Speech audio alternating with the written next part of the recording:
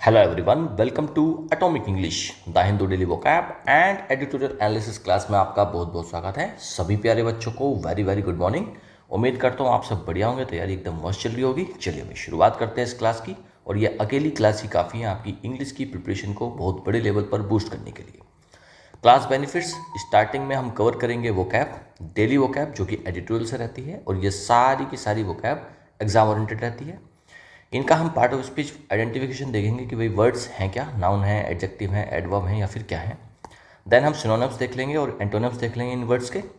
और इसी क्लास में आपको मिल जाएंगे idioms and phrases, phrasal verbs and one word substitution. तो जितने फॉर्मेट्स हो सकते हैं वोकैब के, इसे एक सिंगल क्लास में आपको डेली बेसिस पर मिल जाते हैं, जो कि आपकी वोकैब की प्रिपरेशन को बहुत बड़े लेवल पर बूस्ट करते हैं।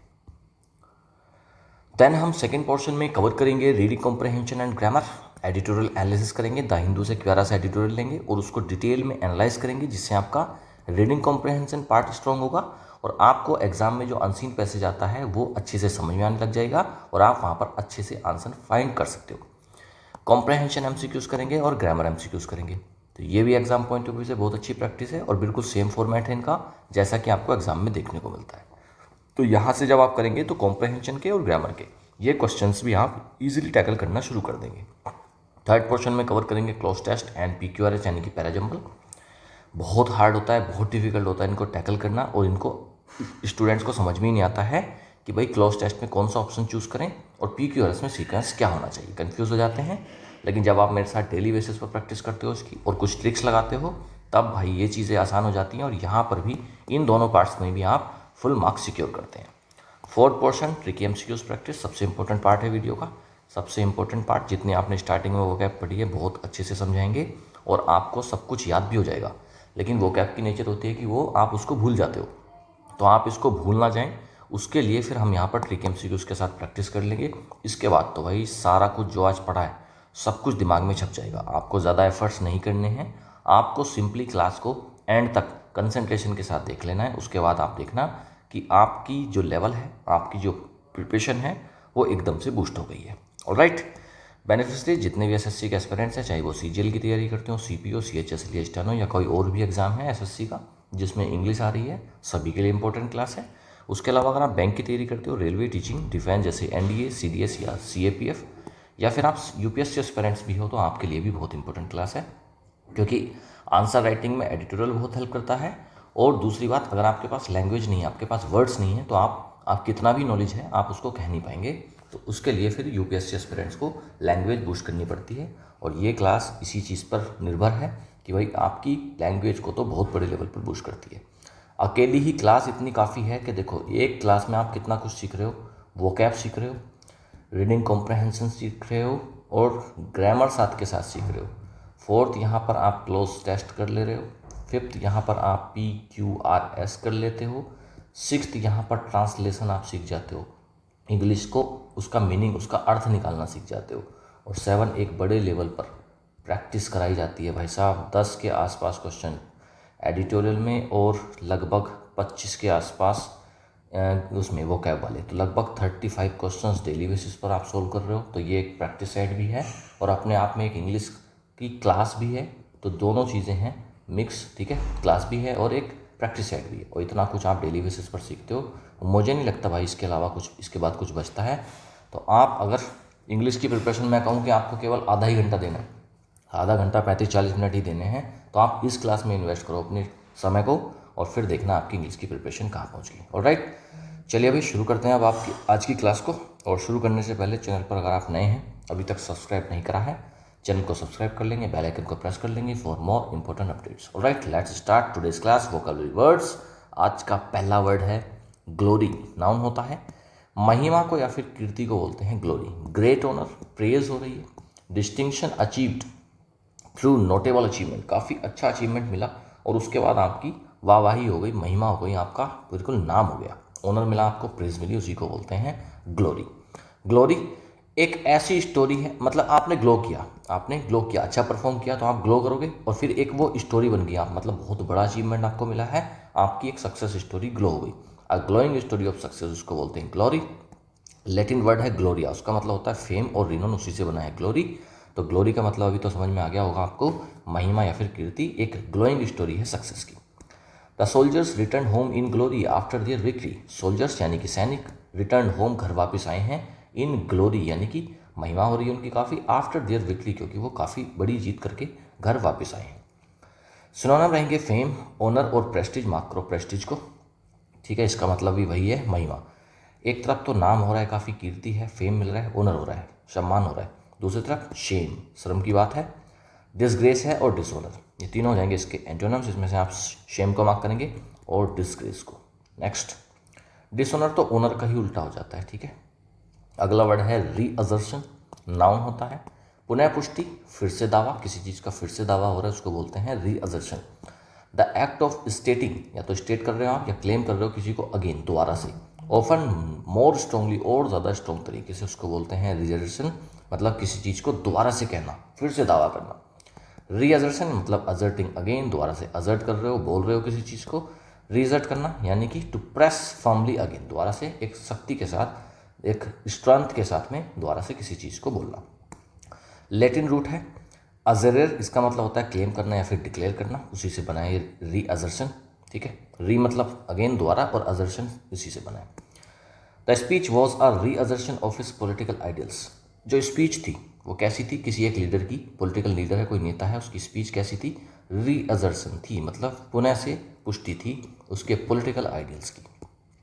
रीस्टेटमेंट, दोबारा से कहना, रीन्यूअल, रीअफर्मेशन, तीनों हो जाएंगे इसके सिनोनिम्स। एंटोनिम्स रहेंगे डिनायल, विड्रोवल और अबैंडनमेंट। नेक्स्ट, अगला वर्ड है हफिंग, वर्ब भी है और ये जीरंड भी है। तेज सांस लेना, तेज सांस लेने को बोलते हैं हफिंग। गुस्से में बोलना, हफिंग, HUFF, वर्ड है हफ, ठीक है, ING फॉर्म है इसका। हफ का मतलब क्या है, हाफना, हाफना, हाफ जाते हैं ना हम लोग जब बहुत ज़्यादा थक जाते हैं, रनिंग करते हैं तो हाफ जाते हैं, तो वही है ये हफिंग, हाफ जाना। ब्रीदिंग हैविली, बहुत तेज सांस लेना। एक्सप्रेसिंग इरिटेशन या फिर इंडिग्नेशन या फिर गुस्सा दिखाना, उसको भी बोलते हैं हफिंग करना। He came huffing and puffing up the hill, ठीक है, वो कैसा आया है, हफिंग एंड पफिंग मतलब हाफता हुआ आया है, अप द हिल, हिल के ऊपर, मतलब पहाड़ी पर जब चढ़ेंगे तो हाफ जाओगे ना आप लोग, तो थक जाओगे काफ़ी ज़्यादा, आपका सांस ऊपर नीचे हो रहा होगा। पैंटिंग, गास्पिंग एंड ब्लोइंग, ये तीनों रहेंगे इसके सिनोनिम। इसमें से दो चीज़ों को मार्क करेंगे, पेंटिंग को और गास्पिंग को। एक, अच्छा, एक तरफ तो हाफ रहे हो, सांस तेजी से ले रहे हो, दूसरी तरफ काम, एकदम शांत हो, रिलैक्स्ड एंड कंपोज्ड, मार्क करो कंपोज्ड को। तो ये तीनों हो जाएंगे इसके एंटोनिम्स। नेक्स्ट, स्वेल्टर, इंग्लिश मूवीज़ अगर आप देखते होंगे तो जब उसमें कोई हीरो एक्टर या कोई भी दौड़ रहा होता है और वो हाफ रहा होता है तो उसमें एक वर्ड लिखा हुआ आता है सबटाइटल्स में, पेंटिंग आ जाता है कभी कभी, या फिर कभी गास्पिंग भी आ जाता है, तो वो वहाँ से मिल जाएगा आपको। तो उसका मतलब होता है हाफना या फिर तेज़ी से सांस लेना। अगला वर्ड है स्वेल्टर, वर्ब होता है ये घुटन में तपना, गर्मी से बेहाल होना, बहुत ज़्यादा गर्मी हो रही है उसमें बुरा हाल है, उसको बोलते हैं स्वेल्टर करना। तो सफ़र फ्रॉम एक्सट्रीम हीट, बहुत ज़्यादा हीट से सफ़र करना, उसको बोलते हैं स्वेल्टर। स्वेल्टर देखो, स्वेट यानी कि पसीना, स्वेल्ट का मतलब क्या है, पसीना, एंड मेल्टर, पसीना आपका पिघल रहा है, बिल्कुल इतना पसीना है कि आपको पिघला दे रहा है, तो मतलब इतनी हीट है कि आपको मेल्ट कर रही है, स्वेल्टर। स्वेट और मेल्टर दोनों से मिलकर बन गया स्वेल्टर, तो इतना स्वेट है कि आप मेल्ट हो जा रहे हो, तो स्वेल्टर मतलब गर्मी में आप तप रहे हो। Tourist sweltered in the scorching desert sun, बहुत ज़्यादा कड़ा डेजर्ट सन था, स्कॉर्चिंग था, तो वो उसमें क्या हुआ, टूरिस्ट स्वेल्टर हो रहे थे, गर्मी से परेशान हो रहे थे। बॉयल, रोस्ट एंड सफोकेट, तीनों हो जाएंगे इसके सिनोनिम्स। मार्क कर सकते हो, सफोकेट को घुटन को बोलते हैं। एक तरफ तो भाई काफ़ी ज़्यादा गर्मी हो रही है, घुटन में तप रहे हैं। दूसरा इसका उल्टा रहेगा, चिल एकदम ठंडा, कूल एंड रिफ्रेश, तीनों हो जाएंगे इसके एंटोनिम्स। अगला वर्ड है शो स्टॉपर, नाउन होता है, धांसू प्रदर्शन, ध्यान खींचने वाली कोई चीज़ है, काफ़ी अट्रैक्टिंग है, उसको बोलते हैं show stopper. Something exceptionally impressive और अट्रैक्टिव, काफ़ी ज़्यादा इंप्रेसिव कोई चीज़ है, अट्रैक्टिव है, उसको बोलते हैं शो स्टॉपर। शो स्टॉपर इतनी गुड है, इतनी अच्छी चीज़ है कोई कि भाई साहब उसके बाद शो तक रुक जाएगा उसको देखने के बाद, तो show stopper. Her dress was the show stopper of the evening, उसकी जो ड्रेस थी वो कैसी थी, शो स्टॉपर, मतलब क्या, बहुत ज़्यादा अट्रैक्टिव रही होगी कि भाई पूरा शो ही रोक दिया उसने, तो कोई चीज़ अगर पूरे शो को रोक दे तो वो कैसी है, बहुत अट्रैक्टिव है। तो शो स्टॉपर मतलब हाईलाइट है, स्टार है और सेंसेशन बनी हुई है, ठीक है। ये तीनों हो जाएंगे इसके सिनोनिम्स। एंटोनिम्स रहेंगे मीडियोक्रिटी, ऑर्डिनरी, साधारण सी चीज़ें, और फेलियर। नेक्स्ट, मीडियोक्रिटी को मार्क भी कर सकते हो। नेक्स्ट, अगला वर्ड है क्रूज, वर्ब भी है नाउन भी है, इसका मतलब होता है आराम से चलना या फिर यात्रा करना। To travel smoothly at a speedy speed, आप क्या कर रहे हो, वो स्मूथली चल रहे हो, एक स्पीड में, आप एकदम एक स्पीड में आराम से चल रहे हो। लेजर सी जर्नी को भी बोलते हैं क्रूज। क्रूज कार यूज़, अगर आप कार यूज़ करते हो तो आप कैसी एक इजी राइड कर रहे हो, तो इजी राइड को भी बोलते हैं क्रूज। क्रूज कंट्रोल से क्या हो जाता है, स्मूथ ड्राइव हो जाती है। कार्स में आजकल क्रूज कंट्रोल का बटन आ रहा है, ऑप्शन आ रहा है, तो उससे क्या हो जाती है, कार एकदम स्मूथ ड्राइव होती है। तो आराम से चलना, स्मूथ चलने को बोलते हैं cruise. The car cruise down the highway effortlessly, car क्या कर रही है, हाईवे पर बहुत ही आराम से चल रही है। सेल करना, ग्लाइड और वॉयज, मार्क करेंगे वॉयज को और ग्लाइड को भी मार्क कर सकते हो। एक तरफ तो भाई साहब आराम से चल रहा है, दूसरी तरफ स्ट्रगल है, स्टम्बल कर रहा है और हल्ट है, मार्क करेंगे स्टम्बल को। अगला वर्ड है मोजो, नाउन होता है ताकत या फिर आकर्षण या फिर भाग्य को बोलते हैं मोजो। पर्सनल चार्म, इन्फ्लुएंस और energy, he lost his mojo after repeated failures. भाई ताकत को बोलते हैं ना मोजो, भाग्य, ताकत हो गई है आपके अंदर, काफ़ी ज़्यादा ताकत है, स्ट्रेंथ है, आकर्षण है, अट्रैक्शन है, या फिर एक भाग्य को भी बोल सकते हो। तो he lost his mojo after repeated failure, कई बार हार चुका है कोई व्यक्ति, तो अब उसका क्या हो गया है, उसका मोजो कम हो गया, मतलब उसकी पावर कम हो गई है। चेरिश्मा, पावर एंड मैग्नेटिज्म, ये तीनों रहेंगे इसके सिनोनिम्स। चेरिश्मा को मार्क करेंगे आप। नेक्स्ट आगे इसका इंटरनेम्स करेंगे, वीकनेस, डलनेस एंड फेल्योर। भाई एक तरफ ताकत है तो इसका उल्टा रहेगा weakness, dullness and failure. Next Inception word है अगला, इसका नाउन ये होता है एक नाउन, इसका मतलब होता है आरंभ या फिर शुरुआत। Inception, the beginning of something, किसी चीज़ की शुरुआत। इंसेप्शन मतलब इनिशियल परसेप्शन, स्टार्टिंग में आपने जो इमेज बनाई, मतलब फर्स्ट स्टार्ट, पहली स्टार्ट हुई। इसका मतलब पहली इमेज नहीं है, इसका मतलब केवल आरंभ है, बस ये याद करने के लिए। इनिशियल और सेप्शन मतलब परसेप्शन, इनिशियल परसेप्शन मतलब पहली स्टार्ट, फर्स्ट स्टार्ट। मूवी देखते हो इंसेप्शन, तो वहाँ पर क्या हुआ, एक ड्रीम की स्टार्ट हुई थी। लैटिन वर्ड है इंसिपेर, रूट है ये इसका इंसिपेर, इसी से बना, इसका मतलब होता है बिगिन करना, शुरुआत करना। तो इंसेप्शन मतलब शुरुआत करना किसी चीज़ की, आरंभ होना, स्टार्ट होना, बिगिनिंग होना। The company has grown steadily since its inception, company क्या हुआ, ग्रो कर गई स्टडीली, लगातार, सिंस इट्स इंसेप्शन, अपने शुरुआत से, तो शुरुआत से ही कंपनी ने ग्रो किया है। बिगिनिंग, ओरिजिन, कमेंसमेंट तीनों रहेंगे सिनोनिम्स, मार्क कर सकते हो कमेंसमेंट को। एक तरफ तो शुरुआत है तो इसका उल्टा रहेगा and, conclusion and termination, mark कर लो टर्मिनेशन को, कंक्लूजन को भी कर सकते हैं मार्क। नेक्स्ट अगला वर्ड है स्केप्टिसिज्म, नाउन होता है संदेह या फिर अविश्वास को बोलते हैं स्केप्टिसिज्म। डाउट और डिसबिलीव टुवर्ड समथिंग, किसी चीज़ के प्रति आपका संदेह है, आपको विश्वास नहीं हो रहा किसी चीज़ में, आपको किसी चीज़ में डाउट है, बिलीव नहीं कर पा रहे हैं आप, तो उसको बोलते हैं स्केप्टिसिज्म, संदेह। स्केप्टिक, स्किप करेगा, अच्छा जो व्यक्ति स्केप्टिक रहेगा वो क्या करेगा, स्किप करेगा, बिलीव नहीं करेगा, वो उसको बिलीव करने को स्किप कर देगा और क्वेश्चन करेगा हर चीज़ को, उसको बोलते हैं स्केप्टिसिज्म, संदेह को, ठीक है। स्केप्टिसिज्म क्या है, सस्पिशनिज्म, मतलब सस्पिशन रहेगा, आपको संदेह रहेगा। ग्रीक वर्ड है स्केप्टिकोस, इसका मतलब होता है डाउट करना, उसी से बना है ये scepticism. His claims were met with scepticism, उसके जो क्लेम्स थे, उसके जो दावे थे, वो कहाँ मिले, स्केप्टिसिज्म, मतलब उस पर, उन पर डाउट हुआ कि वो झूठ बोल रहा है। Doubt, distrust and suspicion, mark कर लो सस्पिशन को। एक तरफ तो भाई संदेह है, अविश्वास है, दूसरी तरफ इसका उल्टा क्या रहेगा, belief, trust and conviction, mark कर लो कन्विक्शन को। नेक्स्ट अगला वर्ड है प्रेजुडिस, नाउन होता है पूर्व आग्रह या फिर पक्षपात को बोलते हैं prejudice. Pre conceived opinion, pre मतलब पहले से, कंसीव अपने मन में धारण करी हुई opinion, not based on reason, ना तो रीजन पर बेस्ड है ना एक्सपीरियंस पर, बस अपने मन में पूर्व धारणा कर ली गई है, उसको बोलते हैं प्रीजुडिस। प्री जज मतलब प्री जज, पहले से ही जज कर लेना बिना कुछ जाने। प्रेजुडिस कैसा होता है, प्री मैच्योर जस्टिस है, मतलब चीज़ों को बिना जाने करा जा रहा है, मतलब पक्षपात करा जा रहा है। Prejudice often leads to discrimination, और प्रेजुडिस से क्या हो जाता है, पक्षपात से क्या हो जाता है, अक्सर डिस्क्रिमिनेशन हो जाता है, भेदभाव हो जाता है। बायस, बाइगोट्री और प्री कंसेप्शन, प्री मतलब पहले, कंसेप्शन पहले मान लेना चीज़ों को। बाइगोट्री को मार्क करो इसमें से, बायस को कर सकते हो अगर नहीं पता है तो। एक तरफ तो पक्षपात हो रहा है तो इसका उल्टा रहेगा फेयरनेस, इम्पार्शियलिटी और टॉलरेंस, तीनों इसके हो जाएंगे एंटोनिम्स। अगला वर्ड है कॉन्स्पिक्यूअसली, एडवर्ब होता है और इसका मतलब होता है साफ तौर पर, एकदम स्पष्ट रूप से, conspicuously. In a way that is clearly visible और अट्रैक्ट। कॉन्स्पिकुअसली, कौन स्पीक कर रहा है ये आप देख सकते हो इजीली, कैन सी इजीली। कॉन्स्पिकुअसली, कौन स्पीक कर रहा है ये आप साफ देख पा रहे हो, मतलब साफ तौर से, क्लियरली। तो क्लियरली को बोलते हैं conspicuously. She was conspicuously absent from the meeting, तो वह कैसे थी, कॉन्स्पिकुअसली एबसेंट थी, मतलब क्लियर दिख रहा था कि वो एबसेंट है मीटिंग से। नोटिसेबली, प्रोमिनेंटली एंड क्लियरली, मार्क कर लो प्रोमिनेंटली को। अच्छा, एक तरफ तो साफ दिख रहा है, दूसरा इनकॉन्स्पिकुअसली, इसका डायरेक्ट उल्टा हो जाएगा इनकॉन्स्पिकुअसली। सीक्रेटली एंड अननोटिसेबली, अननोटिसेबली जिसमें कोई नोटिस ही नहीं कर सकता, तो इनकॉन्स्पिकुअसली, जो वर्ड लंबा होता है उसको तोड़कर पढ़ा करें, inconspicuously, okay, secretly and unnoticeably. Words complete हुए, आगे बढ़ते हैं और ईडियम्स एंड फ्रेजेस करते हैं। लेकिन अभी जितने बच्चे इस वीडियो को देख रहे हैं, अगर सब कुछ समझ में आ रहा है, मेरे पढ़ाने का तरीका और वर्ड सिलेक्शन, तो अभी आप इस वीडियो को अभी के भी सारे बच्चे लाइक करेंगे, ठीक है। लाइक करके हम आगे बढ़ते हैं। ईडियम्स एंड फ्रेजेस, आज का पहला ईडियम है वाइल्ड एंड वूली। असभ्य है, अनपढ़, ठीक है, अनगढ़। वाइल्ड है, वूली, वाइल्ड एंड वूली, कोई व्यक्ति बहुत ज़्यादा जंगली है उसको असभ्य ही बोलेंगे। Uncontrolled, rough and lawless.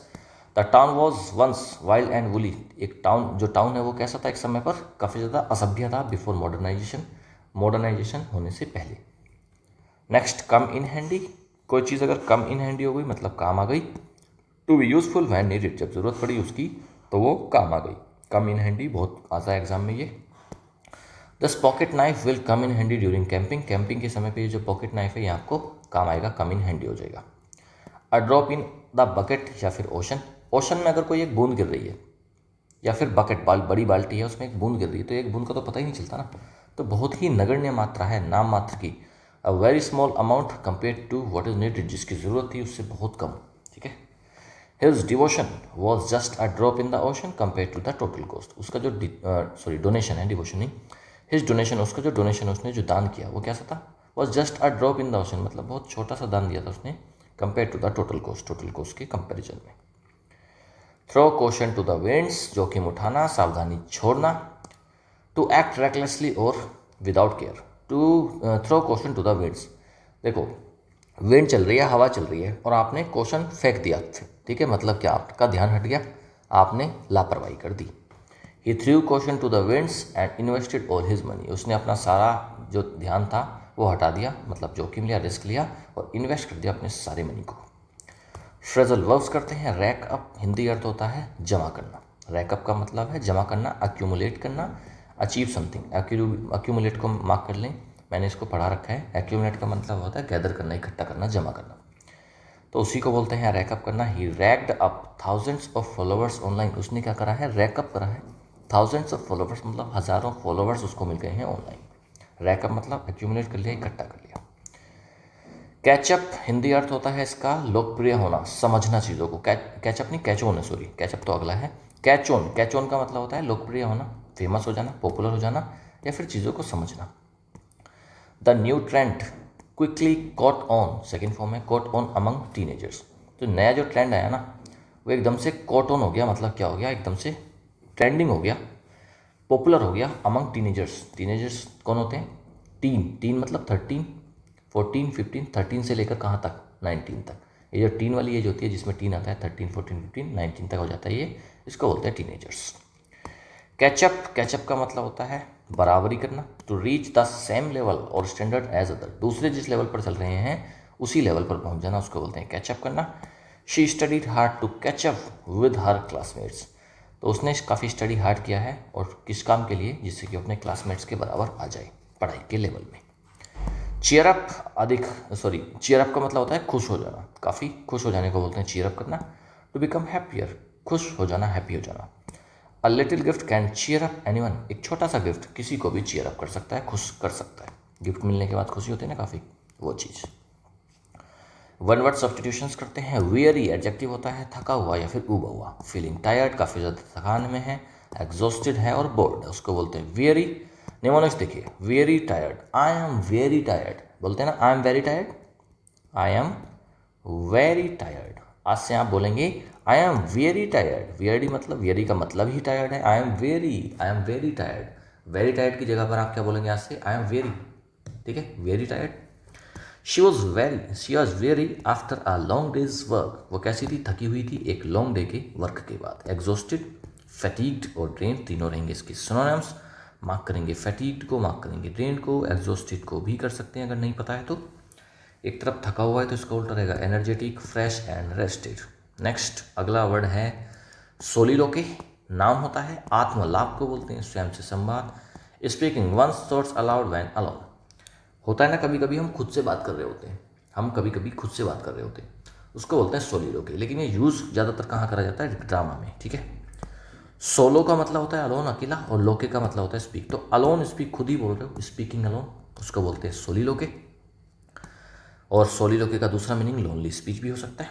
सोलस मतलब अलोन और लोकी मतलब स्पीक करना। हैमलेट से सोलिलोके, हैमलेट का जो आत्मसंवाद था एक उसमें ड्रामा में, is one of the most famous in literature, literature में काफ़ी फेमस है। तो मोनोलॉग है, स्पीच है और ओरेशन है। इसके सिनोनिम्स, एंटोनिम्स हैं dialogue, conversation and silence. Acronym noun होता है, संक्षिप्त रूप को बोलते हैं acronym. A word formed from letters, initial letters of the word. Word के जो स्टार्टिंग के लेटर्स हैं, वर्ड्स हैं बहुत सारे, ग्रुप ऑफ वर्ड्स हैं, उनके स्टार्टिंग के लेटर्स ले लीजिए और फिर उससे बन जाएगा एक्रोनिम। जैसे नासा है, नाटो है, ठीक है। तो ये सब क्या है? एक्रोनिम्स है। एक्रो मतलब टिप, मतलब शुरुआती, और निम मतलब नेम। तो नाम का पहला अक्षर ले लिया गया, उसको बोलते हैं क्या? उसको बोलते हैं एक्रोनिम। यूनेस्को क्या है? यूनेस्को एक एक्रोनिम है, किसका? United nations educational, scientific and cultural organisation. तो यू का यूनाइटेड का यू ले लिया, नेशंस का एन ले लिया, एजुकेशन का ई ले लिया, साइंटिफिक का एस ले लिया, कल्चरल का सी ले लिया और ऑर्गेनाइजेशन का ओ ले लिया। अब क्या बन गया? यूनेस्को। तो इसको बोलते हैं acronym. Abbreviation, short form, initialism, तीनों हो जाएंगे इसके सिनोनिम्स। एंटोनिम्स रहेंगे फुल फॉर्म, एक्सपेंशन, इलेबोरेशन। इसका बस आप मीनिंग याद कर लेंगे, उसी से आपका काम चल जाएगा। अगला वर्ड है पेंट्री। नाउन होता है भोजन रखने की अलमारी या फिर कमरा। रसोई को भी बोल सकते हो आप, ठीक है। किचन को भी आप बोल सकते हो। एक स्मॉल रूम है, क्लोजेट फॉर स्टोरिंग फूड, जहाँ पर आप फूड को स्टोर करते हो। पैन और ट्रे, पैन होता है फ्राई पैन और ट्रे होती है जिसमें चाय आती है। ये सब कहाँ रखे मिलते हैं? Pan and tray are kept, कहाँ पर रखे होते हैं? ये पेंट्री में रखे होते हैं। तो पेंट्री क्या है? फूड एंट्री, जहाँ पर फूड मिल जाएगा, जहाँ पर रखा हुआ फूड मिल जाएगा आपको। ओल्ड फ्रेंच वर्ड है पेनेटेरी, इसका मतलब होता है ब्रेड रूम। फ्रांस में क्या था? ब्रेड रूम बनाए गए थे, उनका नाम होता था पेनेटेरी, जहाँ पर ब्रेड रखते थे, खाने की चीज़ें। तो जहाँ पर खाने की चीज़ें रखी होती है उसको बोलते हैं pantry. The cookies are in the pantry, cookies कहाँ पर हैं? पेंट्री के अंदर है। लार्डर, स्टोर रूम, कपबोर्ड, तीनों रहेंगे इसके सिनोनिम्स। मार्क करेंगे लार्डर को। एक तरफ तो भाई साहब पेंट्री में खाने का सामान रखा है, दूसरा डाइनिंग रूम जहाँ पर खा रहे हैं। तो जहाँ पर रखा है वहाँ थोड़ी ना खाते हैं, उसको ला करके एक रूम में खाते हैं, डाइनिंग रूम बोलते हैं उसको। किचन तो इसमें से काट दो, यूजेज वाइज अपोजिट है, लेकिन नहीं, किचन तो सेम ही हो जाएगा क्योंकि खाना किचन में ही तो आमतौर पर रखा होता है आज की तारीख में। तो किचन तो इसमें से कट जाएगा। नेक्स्ट, अच्छा वर्ड्स और वोकैब वाला पोर्शन कवर हो चुका है, ठीक है। आगे हम अब आगे बढ़ते हैं। अब हम करते हैं एडिटोरियल एनालिसिस। अच्छे से इसको डिटेल में एनालाइज करेंगे आज के एडिटोरियल को। बढ़िया एडिटोरियल है। हॉकी ग्लोरी, हॉकी के अंदर ग्लोरी हुई है, हमारी जीत हुई है। On India's Asia cup at Rajgir, Rajgir में एशिया कप खेला गया, वहाँ पर इंडिया को जीत मिली। उसी के बारे में आज का एडिटोरियल बेस्ड है। हॉकी ग्लोरी, हॉकी के अंदर हमारी कीर्ति, हमारी महिमा। India remains the team to beat in Asia but the real challenges are elsewhere. India ने क्या करा है? टीम ऐसी रही है जो जिसने बीट करा है एशिया में सभी टीमों को, ठीक है, सभी से ऊपर आई है हमारी team. But the real challenges are elsewhere, लेकिन असली चैलेंज जो हैं, असली जो चुनौतियां हैं वो कहीं और हैं, एशिया में नहीं है। As Harmanpreet Singh lifted the Asia cup under a firelit Rajgir night sky, it was a realization of India's continental dominance in hockey. जैसे ही हरमनप्रीत सिंह ने लिफ्ट किया, एशिया कप को उठाया, under a firelit Rajgir night sky, Rajgir में खेला गया ये match. It was a realization, ये क्या था? एक पुनः से दोबारा से दावा करना था इंडिया की कॉन्टिनेंटल डोमिनेंस इन हॉकी, क्योंकि हॉकी के अंदर हमारी कॉन्टिनेंटल डोमिनेंस है। दोबारा से मैं मार्क कर रहा हूँ वर्ड को, कॉन्टिनेंटल, विश्व में नहीं है, कॉन्टिनेंटल मतलब एशिया में हम डोमिनेट करते हैं, अदरवाइज वर्ल्ड में नहीं कर रहे। India now holds all 3 continental titles, the Asian Games, Asian Championship Trophy, ACT, and the Asia Cup, becoming the first men's team to achieve this. India अभी इंडिया के पास, इंडिया होल्ड करती है, हमारे पास क्या है, 3 टाइटल्स, 3 के 3 कॉन्टिनेंटल टाइटल्स हैं। Asian games हमारे पास है, इनको जीता था। एशियन चैंपियंस ट्रॉफी हमारे पास थी, एसीटी, और एशिया कप अभी जीता है। Becoming the first man team to achieve this, पहली टीम बन गई है मैन की जिसने इसको अचीव किया है। This was India's 4th Asia cup title, one away from Korea whom they comprehensively defeated in the final. This was India's 4th Asia cup title. आज इस ये वाला जो टाइटल जीता हमने, ये चौथा हमारा टाइटल था। One away from Korea, Korea से हमें एक पीछे है, कोरिया ने 5 जीत रखे हैं। Home they comprehensively defeated in the final, और जिसको हमने अभी बहुत बुरी तरीके से हराया है फाइनल के अंदर। तो इंडिया ने किसको हराया है, कोरिया को। The win on Sunday also assures India of a sport at next years world cup jointly hosted by Belgium and the Netherlands. The win, ये जो विन हुई संडे के दिन, ये जो जीत हुई, ऑल्सो अश्योर्स, ये अश्योर करती है, आश्वस्त करती है इंडिया के स्पॉट मिल जाएगा इंडिया को नेक्स्ट ईयर वर्ल्ड कप में, jointly hosted by Belgium and the Netherland. Belgium और नेदरलैंड होस्ट कर रहे हैं अगले साल वर्ल्ड कप हॉकी का, वहाँ पर इंडिया ने जगह बनाई है। But it was the way India grew in the tournament that lends hope for a better performance than its recent outings in Europe. लेकिन ये क्या था, इट वॉज द वे, ये एक रास्ता है, इंडिया ग्रू करेगा टूर्नामेंट में, that lands hope for a better performance, जिससे कि और अच्छी परफॉर्मेंस हम दिखाएंगे then its recent outings in Europe. क्योंकि यूरोप में जो हमने आउटिंग्स करी थी, मतलब वहाँ पर खेलने गए थे बाहर हम यूरोप के अंदर, वहाँ हमारी परफॉर्मेंस थोड़ी सी लो रही थी, तो उसको अच्छा करने का ये एक रास्ता है, एक मौका है। The start was none too impressive with the Indians huffing their way to narrow wins in sweltering, sticky heat of Bihar, which made it evident that the tournament was a showstopper ahead of the assembly election later this year. The start was none too impressive. जो start थी वो इतनी ज़्यादा impressive नहीं थी, जब start हुआ match इतनी ज़्यादा इंप्रेसिव नहीं थी। With the Indians halving their way, क्योंकि इंडियंस हाफ रहे थे, काफ़ी ज़्यादा परेशान थे। टू नैरो विंस, काफ़ी ज़्यादा दिक्कत हो रही थी जीतने में। इन स्वल्टरिंग, काफ़ी ज़्यादा गर्मी से परेशान थे। स्टिकी हीट हो रही थी बिहार के अंदर, विच मेड इट एविडेंट, जो कि इस चीज़ का सबूत रहा, that the tournament was a show stopper, कि भाई ये टूर्नामेंट काफ़ी अट्रैक्टिव था। शो स्टॉपर मतलब attractive. Ahead of the assembly election later this year, इस साल असेंबली इलेक्शन भी होने हैं, उससे पहले ये जो टूर्नामेंट था काफ़ी अट्रैक्टिव रहा वहाँ पर। But as they got used to the conditions and found their rhythm, the Indians got better. लेकिन जैसे ही कंडीशंस ठीक हुई और जैसे ही उन्होंने रिदम पकड़ी, जैसे ही उन्होंने अपनी एक धुन में आए, ठीक है, एक ट्यून उन्होंने आपस में किया और तरीके से जब जैसे ही वो खेलने लगे, जैसे ही जोश में आए, the Indians got better, Indians अच्छे होते चले गए। When in free flow the Indians are a pleasure to watch, और जब वो फ्री फ्लो में थे तो इंडिया कहते बहुत अच्छी तरीके से परफॉर्म कर रहे थे, उनको देखकर काफ़ी अच्छा लग रहा था। As the world number 7 team and the only Asian side in the top 10, they were expected to cruise to the title, but sporting success is decided on the field of play, not rankings on an Excel sheet. As the world number 7 team and the only Asian side in the top 10, top 10 में केवल Asia की team है India, भाई 7वें number पर है विश्व में, और केवल अकेली एशिया की टीम है टॉप 10 में। They are expected to cruise the title, हाँ उम्मीद तो ये थी कि भाई वो क्रूज करेंगे, ईजिली टाइटल को जीत जाएंगे। But sporting success is decided on the field of play, लेकिन जो स्पोर्टिंग का सक्सेस है, जो गेम की कामयाबी होती है, वो फील्ड ऑफ प्ले में, ठीक है, जो खेल का मैदान है ना, वहाँ पर डिसाइड होती है। रैंकिंग्स केवल एक्सेल शीट पर रैंकिंग देखने से जीत दर्ज नहीं होती, वो फील्ड ग्राउंड में ही जाकर के पता लगता है। Which is why China, despite a ranking of 22 and finishing 4th, is being considered a serious challenger and a Los Angeles 2028 Olympics hopeful. इसीलिए कहते हैं कि जो चाइना है ना, उसकी रैंकिंग 22 है, लेकिन वो 4th प्लेस पर फिनिश किया है उसने इस बार इस एशिया कप में। Is being considered a serious challenger उसको माना जा रहा है, और लॉस एंजलिस में 2028 ओलंपिक्स में काफ़ी ज़्यादा होपफुल है कि वहाँ पर वो अच्छा परफॉर्म करेगी। और why Korea despite no great results in recent times adjusted, adapted and tested India to the maximum. और कोरिया बहुत ज़्यादा इतने ग्रेट रिजल्ट उसके रिसेंट टाइम्स में नहीं रहे, पिछले कुछ मैचों में वो इतना अच्छा परफॉर्म नहीं कर पाई, लेकिन उसने एडजस्ट किया, एडेप्ट किया, चेंज हुई और टेस्ट किया इंडिया को मैक्सिमम तक, मतलब फाइनल में भी काफ़ी कड़ी टक्कर कोरिया ने इंडिया को दी। A below par performance just before the Asia Cup in Europe, where India lost 7 of its 8 FIH Pro League games and an average tour of Australia, meant that the players came to Rajgir high on preparation but low on results. अगला है अब below par performance रही just before Asia cup से just पहले Europe के अंदर, जहाँ पर इंडिया ने लॉस्ट करा 8 में से 7 मैच हमारे हारे थे हमने, FIR प्रो लीग गेम्स में।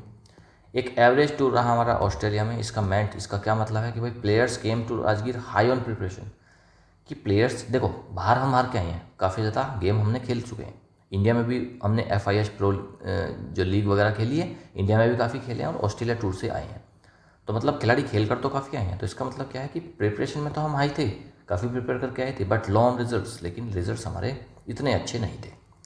The title now gives India a whole year to plan and prepare for one of the most hectic but crucial phases of Indian hockey. Title ये जो टाइटल मिला अभी Asia cup वाला, now gives India a whole year to plan, अब पूरा साल है हमारे पास प्लान करने के लिए, प्रिपेयर करने के लिए, for one of the most hectic and but crucial phases for Indian hockey. कह रहे कि भाई एक साल है पूरा, तैयार करो, आराम से प्लानिंग करो। इंडिया का सबसे आगे जो हैक्टिक लेकिन बहुत इंपॉर्टेंट फेज आने वाला है इंडियन हॉकी का, क्योंकि वर्ल्ड लेवल पर हमको परफॉर्म करना है। The world cup and the Asian games next year are scheduled less than a month apart, और वर्ल्ड कप और Asian games next year are scheduled less than a month.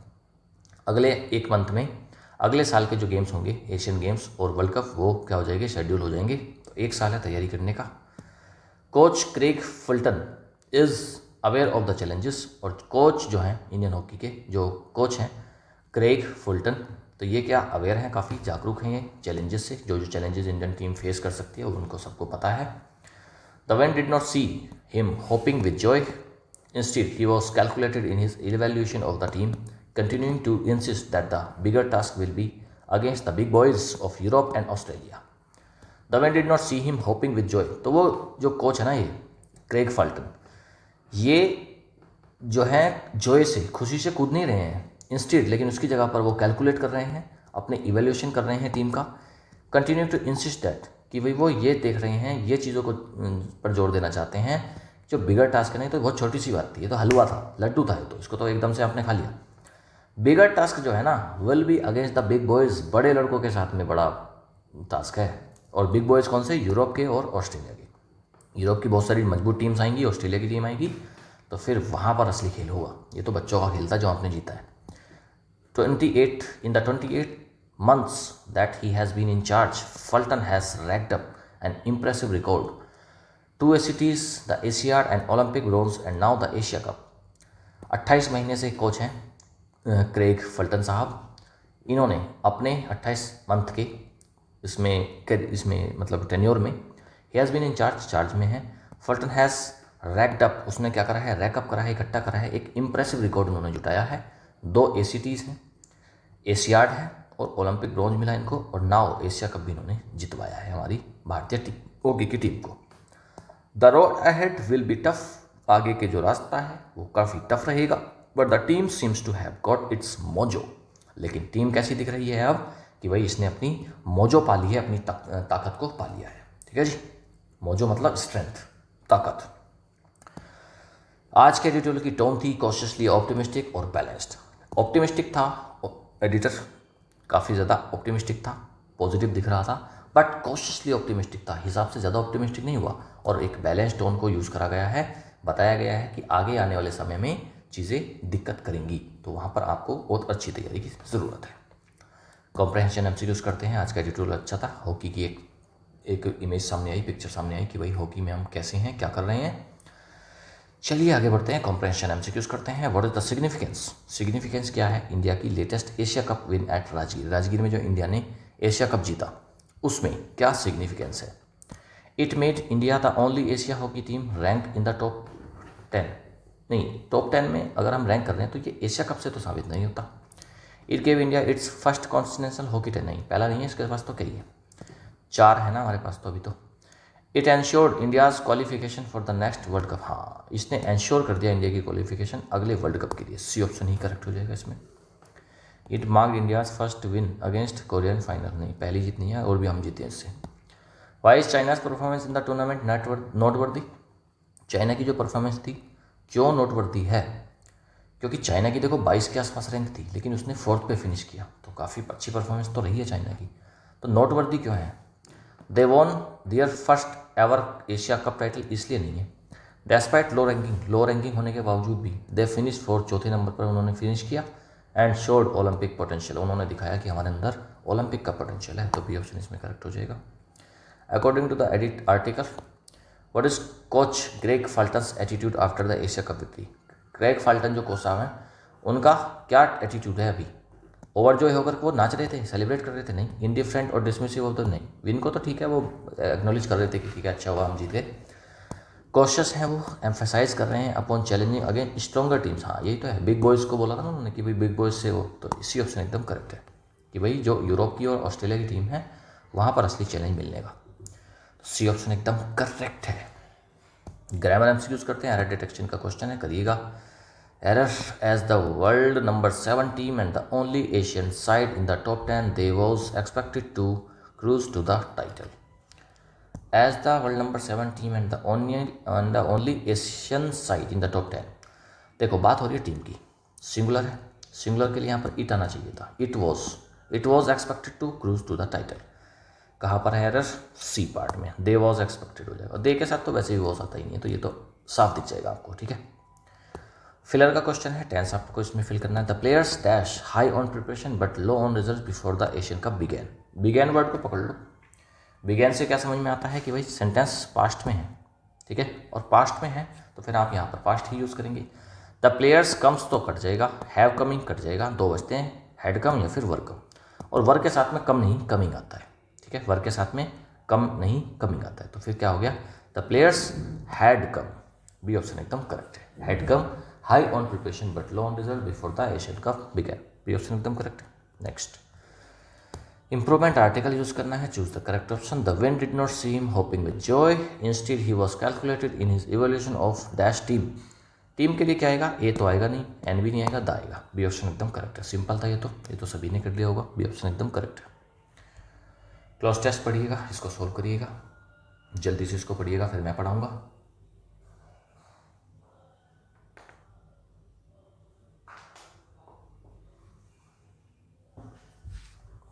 पढ़िएगा भाई, इसको जल्दी जल्दी पढ़ लो, फिर मैं आगे बढ़ाता हूँ।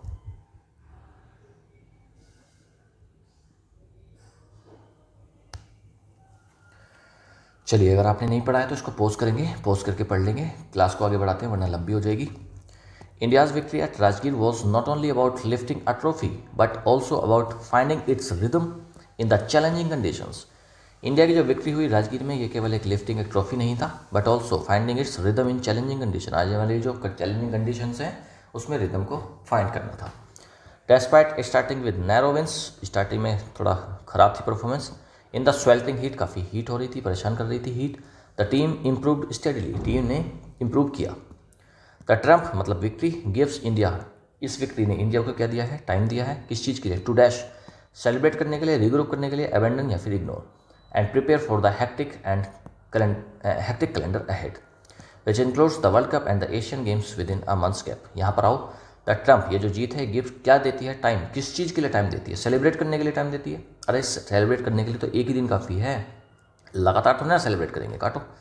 छोड़ने के लिए कि भाई आप छोड़ दो, अब तैयारी करनी छोड़ दो, कोई मतलब नहीं अबेंडन करना। इग्नोर तो कर नहीं सकते, रीग्रुप करेंगे, चीज़ों को रीग्रुप करेंगे। टीम में जो परफॉर्मेंस अच्छी चल रही होगी उसमें सारी चीज़ों के ऊपर काम किया जाएगा। रीग्रुप करने के लिए और प्रिपेयर करने के लिए for hectic calendar ahead which includes the world cup and Asian games with in a months gap. Coach Greg Fulton दो प्लेस्ड, हाँ खुश तो हैं, रिमेन्स कैसे रहे हैं वो? कॉशियस, एक्सटेस्टिक, केयरलेस या फिर डिसमिसिव।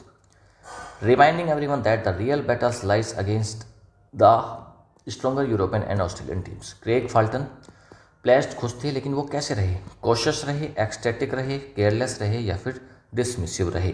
तो वो कॉशियस रहे, काफ़ी ज़्यादा कॉशियस हैं, अलर्ट हैं कि आने वाले समय में जो बड़ी टीम्स आएंगी वहाँ पर असली मुकाबला करना है। तो 8th का ए ऑप्शन एकदम करेक्ट हो जाएगा। केयरलेस रहेंगे तो कैसे जिताएंगे? डिसमिसिव तो है नहीं, मान तो रहे हैं कि हाँ जीत अच्छी है, एक्सटेटिक का कोई मतलब नहीं बनता। ए ऑप्शन करेक्ट है, cautious. Still the Asia cup win shows that India has regained it's क्या? एशिया कप में जीते हम, लेकिन ये क्या दिखाता है कि हमने क्या रीगेन किया है? अपनी वीकनेस रीगेन करी है। वीकनेस होती तो हम जीतते कैसे? वल्नरेबिलिटी, कमजोरी को ही बोलते हैं, काटो। डोमिनेंस तो अभी नहीं हुई, डोमिनेंस तो नहीं हुई क्योंकि वर्ल्ड लेवल पर तो हम अभी भी पीछे हैं, तो डोमिनेंस भी कटेगा। मोजो मतलब स्ट्रेंथ हमने रीगेन करी, डी ऑप्शन। मोजो का मतलब होता है स्ट्रेंथ, तो डी ऑप्शन इसमें करेक्ट हो जाएगा। PQRS रीअरेंज करना है following to form a coherent यानी कि मीनिंगफुल सेंटेंस, ठीक है। एक पैराग्राफ बनाना है आपको और मीनिंगफुल रहना चाहिए वो। चलिए करिएगा, पढ़िएगा इसको जल्दी से। The title provides India a year to prepare, both of which are scheduled within a month's time for the hectic schedule of the World Cup and Asian Games, making it a crucial period for Indian hockey. देखो, both of which are scheduled, both of which किसी दो के बारे में बात करी जा रही है, लेकिन दो क्या चीज़ें हैं हमें नहीं पता, इसका मतलब जिक्र हो चुका है पहले ही, तो क्यू ऑप्शन तो सबसे पहले नहीं आएगा, काट दो। अब बचते हैं, अच्छा तीनों ऑप्शन पी ही बच गए, अगर और होते तो उनको हम काट सकते थे, लेकिन अब पी ऑप्शन बचे हैं, तो अपना टाइम बचाते हुए हम पी पर फोकस करेंगे। The title provides India a year to prepare करने के लिए इंडिया को, ये जो टाइटल जीता हमने, इंडिया को ये क्या प्रोवाइड करता है, एक साल प्रिपेयर करने के लिए। और प्रिपेयर करना किस चीज़ के लिए, तो पी तो सभी में हो गया, लेकिन प्रिपेयर किस चीज़ के लिए करेंगे, for the hectic schedule of world cup and Asian games. तो पी के बाद आर ऑप्शन एकदम करेक्ट है, पी आर और किसी में नहीं है, तो बी ऑप्शन हमारा करेक्ट हो जाएगा, तो ऑप्शन कट जाएंगे। अब इसके सीक्वेंस को आप ध्यान से पढ़ लो। The title provides India a year to prepare, ये जो टाइटल है प्रोवाइड करता है इंडिया को प्रिपेयर करने के लिए एक पूरा साल, और किस चीज़ के लिए प्रिपेयर करने के लिए, for the hectic schedule of the world cup and Asian games. अब ये दो बातें हो गई, वर्ल्ड कप और दूसरा एशियन गेम्स, इन्हीं दोनों के बारे में बोला है, both of which are scheduled, दोनों जो हैं ये शेड्यूल करे गए हैं अगले महीने, तो क्यू ऑप्शन पी आर के बाद क्यू हो जाएगा, और लास्ट में making it a crucial period for Indian hockey, S option इसमें लास्ट में आ जाएगा, तो बी ऑप्शन एकदम करेक्ट है। ठीक है जी, चलिए नीचे आंसर की दी गई है, पीडीएफ से मिल जाएगी, पीडीएफ आपको टेलीग्राम से मिल जाएगी, और टेलीग्राम का लिंक आपको वीडियो के डिस्क्रिप्शन में मिल जाएगा। सभी बच्चे टेलीग्राम ग्रुप को जरूर ज्वाइन कर लेंगे, क्योंकि पीडीएफ वहीं पर अवेलेबल हो जाती है। नेक्स्ट पीडीएफ भी, और शॉर्ट में वो कैप जो आज वो कैप पढ़ी है उसकी मैं शॉर्ट में सिंगल वन और टू वर्ड्स में वहाँ पर आपको मिल जाती है। चलें आगे बढ़े। अब हम करते हैं वीडियो का सबसे important part, vocab practice with 3 MCQs. जो आपने स्टार्टिंग में वोकैब पढ़ी है सबको यहाँ पर हम प्रैक्टिस कर लेंगे, जिसके बाद तो चीज़ें एकदम दिमाग में छप जाएंगी, रट जाएंगी। Which of the following best express, मतलब सिनोनिम पूछा है। ग्लोरी, ग्लोरी क्या होता है, कीर्ति, यश, आपका नाम, डिसग्रेस नहीं है, वीकनेस नहीं है, लॉस नहीं है, फेम, फेम मतलब ग्लोरी। रीअजर्शन का मतलब क्या होता है भाई, रीअजर्ट करना मतलब दोबारा से दावा करना, विड्रॉ नहीं कर रहे, रिपीट कर रहे हो क्लेम को स्ट्रॉन्गली, बी ऑप्शन ही करेक्ट हो जाएगा सेकंड का। थर्ड मोस्ट अप्रोप्रिएट एंटोनिम पूछा है, हफिंग का, हफिंग का मतलब होता है हाफना या फिर गुस्से में होना। पैंटिंग तो हाफने को ही बोलते हैं, गास्पिंग हाफने को बोलते हैं, ब्लोइंग नहीं। सी ऑप्शन करेक्ट रहेगा, एकदम रिलैक्स्ड, सी ऑप्शन एकदम करेक्ट रहेगा क्योंकि एंटोनिम पूछा है। Which word describe suffering from extreme heat, extreme heat से सफ़र करने को क्या बोलते हैं, स्वेल्टर बोलते हैं उसको, स्वेल्टर, स्वेल्टर कर रहे हो आप, स्वेट आपका एकदम मेल्ट हो जा रहा है तो स्वेल्टर, सी ऑप्शन एकदम करेक्ट है, एक्सट्रीम हीट है, सी ऑप्शन एकदम करेक्ट रहेगा। शो स्टॉपर कौन है, बहुत ज़्यादा तरीके से जिसने परफॉर्म किया हो, एक वीडियो करेक्ट है, नहीं है। समथिंग एक्सेप्शनली इंप्रेसिव, हाँ यही हो जाएगा, ऑर्डिनरी नहीं है और अननोटिस नहीं है, एक्सेप्शनली इंप्रेसिव चीज़ है कोई, वही हो जाएगा इसका correct answer, B option correct है। Which word is related to smooth steady and movement और जर्नी, एकदम स्मूथ स्टेडी मूवमेंट है जर्नी, तो क्या बोलते हैं उसको, क्रूज बोलते हैं ना, क्रूज, क्रूज कंट्रोल कैसा होता है, एकदम steady. Car use, cruise car use, अगर आप कार को यूज़ कर रहे हो तो मतलब कि आप स्मूथ तरीके से यात्रा कर रहे हो, ये ऑप्शन एकदम करेक्ट है सिक्स्थ का। When someone says he lost his mojo, तो मोजो का मतलब क्या है, he lost his energy and charm हो सकता है, he lost his luggage, सामान तो नहीं खोया, मोजो ये रेंटो मोजो वाला सामान थोड़ी ना है। he lost his direction काट दो, he lost his documents ये भी नहीं है, ये ऑप्शन करेक्ट है कि उसकी एनर्जी और चार्म अब खत्म हो चुका है, ये ऑप्शन एकदम करेक्ट है। इंसेप्शन का मतलब होता है किसी चीज़ की शुरुआत, तो अपोजिट पूछा है तो इसका मतलब खत्म होना। कमेंसमेंट तो शुरुआत है, बिगनिंग शुरुआत है, ओरिजिन शुरुआत है। टर्मिनेशन मतलब कोई चीज़ खत्म हो गई, सी ऑप्शन एकदम करेक्ट रहेगा क्योंकि अपोजिट पूछा है। Which word is the most opposite, opposite पूछा है स्केप्टिसिज्म का, स्केप्टिसिज्म मतलब स्किप करेगा, वो बिलीव नहीं कर सकता, बिलीव करने को स्किप करेगा, क्वेश्चन करेगा सब पे, तो डाउट करेगा, लेकिन पूछा है अपोजिट, तो डाउट, सस्पिशन, डिस्ट्रस्ट तीनों तो कट जाएंगे, बचेगा बिलीफ, यही इसका आंसर हो जाएगा क्योंकि अपोजिट पूछा है। प्रिजुडिस पहले से ही जज कर लेना किसी चीज़ को, तो क्लोजेस्ट मीनिंग उसका क्या है, फेयरनेस तो नहीं रहेगी, फिर कन्विक्शन, ट्रस्ट नहीं, बायस रहेंगी चीज़ें, 10th का बी ऑप्शन एकदम करेक्ट है। समवन हु इज कॉन्स्पिक्यूअसली एब्सेंट, कौन स्पीक कर रहा है ये साफ दिख रहा है, तो मतलब कॉन्स्पिक्यूअसली मतलब क्लियरली एब्सेंट, नोटिसेबली, हाँ नोटिसेबली हो जाएगा इसका आंसर, तो सीक्रेटली नहीं है, अनोइंगली नहीं है, रियली नहीं है, ये ऑप्शन करेक्ट रहेगा। ये नोटिसेबली मतलब कॉन्स्पिक्यूअसली, कौन स्पीक कर रहा है ये क्लियरली दिख रहा है। The antonym of very, I am very tired, very, I am very tired, तो वेरी मतलब टायर्ड, एग्जॉस्टेड, फ्रेश, फैटीग्ड या फिर ड्रेन्ड, बताओ। और पूछा इसका एंटोनिम पूछा है भाई, एंटोनिम उल्टा पूछा है तो फ्रेश, फ्रेश एकदम, बाकी सब तो इसके सिनोनिम्स हैं। Which word means speaking one's thought alone, thought aloud alone, अपने ही खुद की बातों को तेजी से बोलना, खुद के साथ बात करना, मतलब क्या, सोलिलोकी, सोलिलोकी मतलब खुद के साथ बात करना, सी ऑप्शन करेक्ट है। और पूछा क्या है, हाँ यही सोलिलोकी होता है ना, खुद के साथ बात करना। एक्रोनिम, एक्रोनिम बताना है आपको, एक्रोनिम क्या होता है। एक्रोनिम का मतलब होता है कुछ वर्ड्स हैं, उनके इनिशियल लेटर्स ले लिए, उससे एक वर्ड बना दिया, उसी को बोलते हैं। लॉन्ग डिस्क्रिप्शन नहीं है, शॉर्ट फॉर्म है, जो बनाया गया है इनिशियल लेटर से, यही ऑप्शन करेक्ट हो जाएगा 14 का B. Where would you most likely find a pantry, pantry आपको कहाँ मिलती है, पेन और ट्रे जहाँ पर रखे हैं वही तो पेंट्री है, मतलब क्या, स्टोर रूम है फूड के लिए, बी ऑप्शन एकदम करेक्ट है। वाइल्ड एंड वुली एकदम असभ्य है, पॉलिश्ड एंड मॉडर्न नहीं है, स्टाइलिश और नीट नहीं है, क्वाइट और साइलेंट नहीं है, लॉलेस और रफ, 16 का डी ऑप्शन करेक्ट हो जाएगा। This pocket knife will come in handy, आपके मतलब काम आएगा, यूजफुल साबित हो जाएगा। इट विल बी डेंजरस नहीं, इट विल बी यूजफुल, 17 का बी ऑप्शन करेक्ट है। अ drop in the ocean, ocean में अगर एक बूंद गिर रही है तो मतलब ना के बराबर है, नगण्य है। ह्यूज अचीवमेंट नहीं है, नेग्लिजिबल अमाउंट हो सकता है, ओवरफ्लोइंग सक्सेस तो है नहीं, बैलेंस्ड एफर्ट भी नहीं है, 18 का बी ऑप्शन ही करेक्ट है, नेग्लिजिबल अमाउंट, बी ऑप्शन एकदम करेक्ट है। Throw question to the winds का मतलब क्या है, लापरवाह हो जाना, एक्ट केयरफुली नहीं, act recklessly, recklessly, B option एकदम करेक्ट हो जाएगा, लापरवाही से काम करना। If someone racks up a record, अगर कोई एक रिकॉर्ड को करता है इकट्ठा तो मतलब क्या करता है वो, destroy, delay, ignore, accumulate, accumulate करता है, एक्यूमुलेट, तो इसका 20 का डी ऑप्शन करेक्ट है। When A trend catches on, कोई ट्रेंड अगर कैच ऑन करेगा तो मतलब पॉपुलर हो जाएगा, तो 21 का बी ऑप्शन करेक्ट हो जाएगा, पॉपुलर हो जाना। To catch up with someone, किसी के साथ कैचअप कर लेना मतलब क्या है, उसके बराबर आ जाना, रन अवे भाग जाना, इक्वल देयर लेवल, हाँ उनके एक लेवल के इक्वल हो जाना, तो बी ऑप्शन एकदम करेक्ट है। If a friend tells you to cheer up, अगर आपका फ्रेंड कह रहा है चीयर अप करने के लिए तो आपको क्या कह रहा है, आपको क्या कह रहा है, वो कह रहा है आपको आप सैड हो जाओ नहीं, और ज़्यादा सो जाओ नहीं, डिले कर दो किसी एक्शन को नहीं, बिकम हैप्पियर, आपसे हैप्पी होने के लिए बोल रहा है, 23 का डी ऑप्शन एकदम करेक्ट है।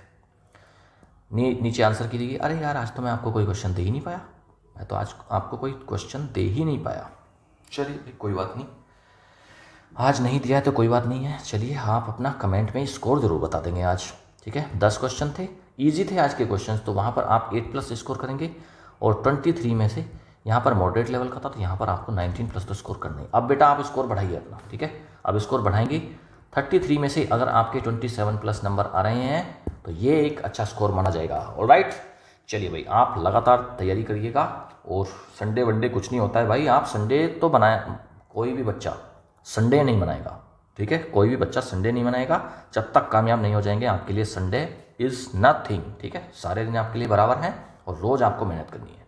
ऑलराइट, चलिए वीडियो अच्छी लगी है लाइक करेंगे, शेयर करेंगे, कमेंट करेंगे, चैनल को सब्सक्राइब नहीं करा सब्सक्राइब कर लेंगे, और लगातार आप बेटा मेहनत करते रहिए, मुझे पूरी उम्मीद है आपकी मेहनत एक दिन ज़रूर रंग लाएगी। Thank you, have a nice day.